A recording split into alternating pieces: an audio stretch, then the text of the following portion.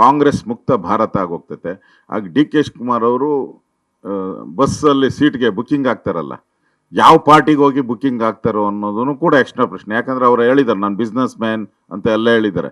ಒಬ್ಬ business man ಏನು ಮಾಡ್ಬೋದು ಆ ಥರ ಮಾಡ್ತಾರೆ ಅಂತ ನನಗನ್ಸ್ತದೆ. ಅವ್ರು ಯಾವ್ದಾನ ಒಂದು ಟವಲ್ ಹಾಕೋಬೇಕು ಬೇರೆ ಕಡೆ. ಯಾಕಂದ್ರೆ ಕಾಂಗ್ರೆಸ್ಸೇ ಇರಲ್ಲ, ನೆಕ್ಸ್ಟ್ ಎಲೆಕ್ಷನ್ ಆದಮೇಲೆ ಕಾಂಗ್ರೆಸ್ ಇರಲ್ಲ.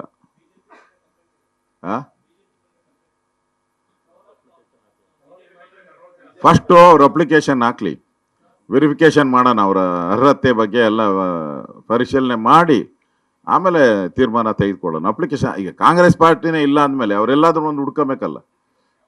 ಅದೇ ಹುಡ್ಕೊಂಡ್ಲಿ, ಅವರು ಭ್ರಮೇಲಿದ್ದಾರೆ ಅಷ್ಟೇ ಅವರು. ಓಕೆ,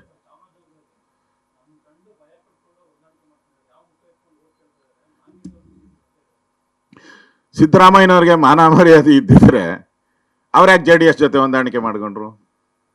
JDS ಮನೆ ಬಾಗಿಲಿಗೆ ಹೋಗಿ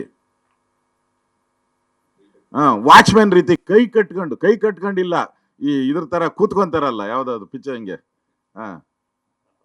ಅಪರಾಧಿ ತರ ಹೋಗಿ ದೇವೇಗೌಡ ಮನೆ ಮುಂದೆ ಕೂತ್ಕೊಂಡು ಅವ್ರು ಬಾಗಲ್ ತೆಗೆಲ್ತೀರಾ 1 ಗಂಟೆ ಸತಾಯಿಸಿದ ಮೇಲೆ ಬಾಗಲ್ ತೆಗೆದ್ರಲ್ಲ, ಅವಾಗ ಹೋಗಿ ಕೂತಿದ್ದವ್ರು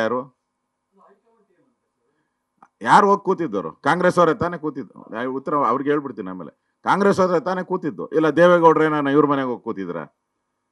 ಭಿಕ್ಷೆ ಬೇಡಕ್ಕೆ ಹೋದವ್ರು ನೀವು, ಭಿಕ್ಷುಕರ ರೀತಿ ಭಿಕ್ಷೆ ಬೇಡದಂಥವ್ರು ನೀವು ಕಾಂಗ್ರೆಸ್ ಅವರು, JDS ಅವರಲ್ಲ.